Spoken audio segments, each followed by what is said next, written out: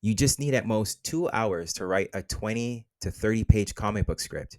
Even less time if your book doesn't have that many pages. I did it myself for this video, and it took me about an hour and 20 minutes to script a 26-page comic. I'll break down how I use the Marvel Taro method in 9 simple, easy to follow steps. Check my last video out if you don't know what I'm talking about. This is going to work best if you already have a story idea in mind.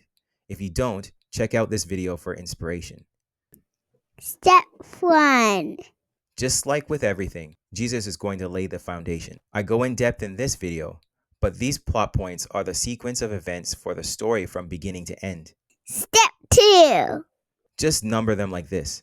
There are 12 in total. Step 3. I didn't realize how important this step is until I started doing it. You ever see little kids play soccer? It's knowing what you can and can't do, where you can or can't go, that makes the game work. It's kind of the same thing with a script, at least when it comes to the boundaries. Before this very simple thing, I would write, but not really know where the story should end. Decide right now your page count. I found that there's really some unexpected benefits to committing to a page number that I'll touch on later. Step 4. Coming from an animation background, I'm most familiar with a 3-act story structure. You can see the common story beats here on the screen. I more or less matched Jesus' framework to the 3-act story structure. Step 5.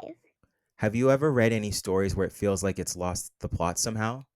I believe it's because the author loses their way when it comes to what the story is about. Think back to the soccer analogy. The theme is a key piece that makes the story a story. If it isn't there, then there's no point to your story. If there's no point, why are you telling it? You'll just be wasting people's time. Keeping the theme top of mind is just going to help you to stay on track and focus your writing. Step 6. What part of the story do you want more developed over the others? As I reread the first 2 to 3 chapters of some of my favorite manga, I noticed a pattern. If the chapter was focused on developing the characters and their current situation, more pages were devoted to the first act. If the chapter was more about what the characters are trying to accomplish, then more pages are devoted to Act 2. And when there was a focus as to what could possibly happen next, or the resolution to their journey and the development because of it, there's more pages dedicated to Act 3. With this in mind, where would you like your focus to be? Act 1, Act 2, or Act 3? Once you've decided, portion the pages accordingly. Step 7. This is where the Marvel Taro method comes to shine. For each story beat, you're thinking and picturing that moment of the emotional high or emotional low. As the story progresses, these highs and lows are going to get higher and higher or lower and lower. For a high or low, there needs to be anticipation, a build up to that key moment. But how do you do this? Here's an example from this sequence in One Punch Man that serves as an introduction to Saitama. The emotional high in this particular sequence is the introduction as Saitama saves the little girl. Because of everything that has happened before, it sets up Saitama to be a really cool superhero, only for it to be comically subverted by his appearance and statement. What are the steps towards this moment that makes the reveal hit you emotionally? The Marvel Taro method begins with the image in mind, Saitama saving the little girl, then thinking of reasons why this moment would hit so hard. The kid is alone crying, the kid can't find her parents, the monster is blowing up everything, she's just a little girl, the monster finds her, and that kid is about to die. Step 8.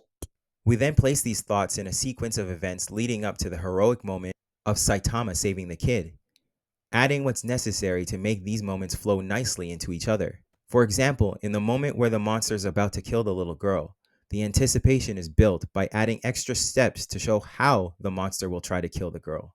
We then assign each key moment and their sequence of events a number of pages for it to happen. Step 9. Do you understand what's happening as I break down the scene?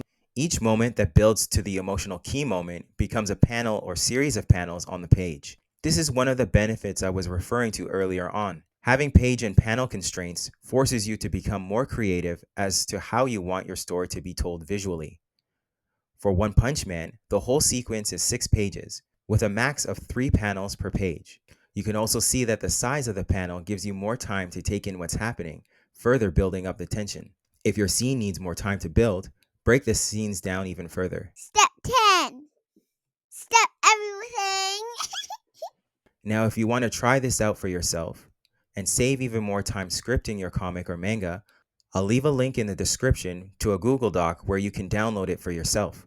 I'll also have a ChatGPT prompt if you want to save even more time writing. All you'll have to do is edit what ChatGPT gives you to suit your needs for the story you want to tell.